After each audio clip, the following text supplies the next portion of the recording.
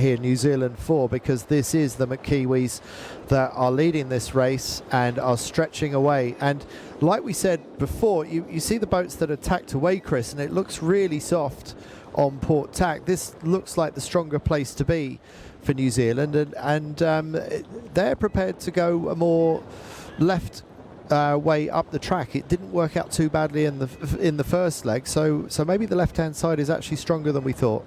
Good morning, Isaac and William. Your youngsters in the class, looking strong here, 4th position.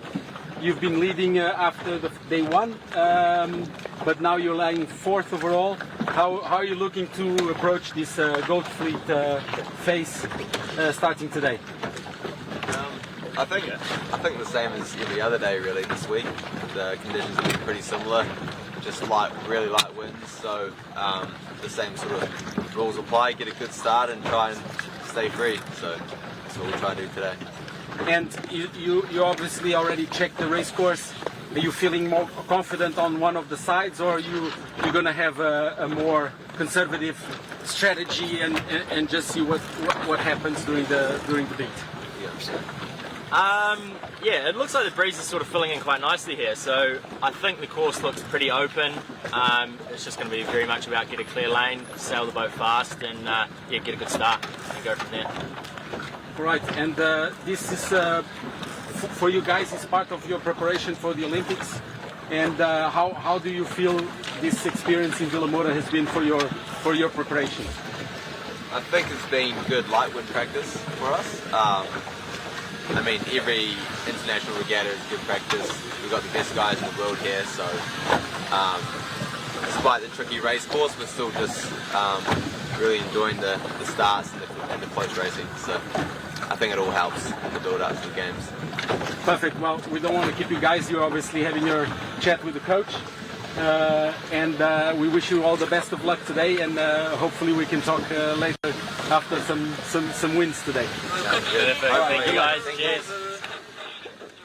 So Isaac McHardie and Will McKenzie also in a trial to see who's going to represent New Zealand to go to Paris 2024 next year. So they're sitting well placed at the moment in 4th place, and they got 4 on their sail, NZL 4, because they were 4th in the World Championships a couple of months ago. So McHardie and McKenzie certainly on the rise, and they got big shoes to fill, of course, because Pete Burling and Blair Tuke for so many years set the standard in 49er racing, the most successful of all time in this class over the last 25 years. 6 world titles, a silver, a gold and a silver medal at 3 successive Olympic Games. So now it's up to McHardie and McKenzie to see if they can earn the right to follow in Burling and Tuke's footsteps and see if they can get a medal for New Zealand at the next Games. A group of them just above the starboard tack ley line, all the way off on the other side of the course. They've kind of made themselves a little bit vulnerable there. So when we're talking about their consistency, I hope that they were going for something that they saw on the water, because there's a very large group to the right of them, and maybe at the end of this sea breeze, actually it looks like it's picking up a little bit. The breeze looks really great. Maybe it's just because we're closer to these boats and they look like they're going faster. But what great footage of the McKiwis flat out. The boat's fully powered up. Maybe they are pulling on their Cunningham. And but this is a great footage. I love how they're just kind of, we can just meditate on these guys just for a second if we can keep on them and just watch their movements, see how steady they are. It feels great to be up on top of that ley line, and you know you have the fleet in your pocket, doesn't it? Yeah, absolutely. So yeah, let's enjoy this for a moment.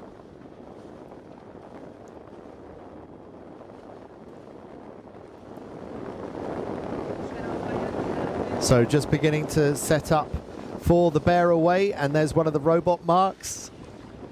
And straight into the hoist for McKenzie. Look at the power that goes into getting that spinnaker up. 3 seconds is the target for one of those hoists, which is much easier said than done. Look at that gap back to the rest of the fleet. Just amazing.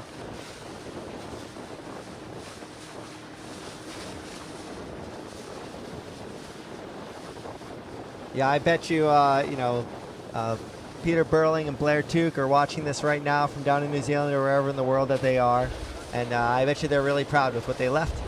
Absolutely. These guys worked very closely alongside Burling and Chuk and the rest of the squad, along with Logan Dunning-Becker and Oscar Gunn, a little bit further back in this race. And Burling and Chuk were very keen to share their knowledge with the other New Zealanders and to make sure that they left a legacy before they stepped off into full-time pro sailing on the SailGP and America's Cup circuits.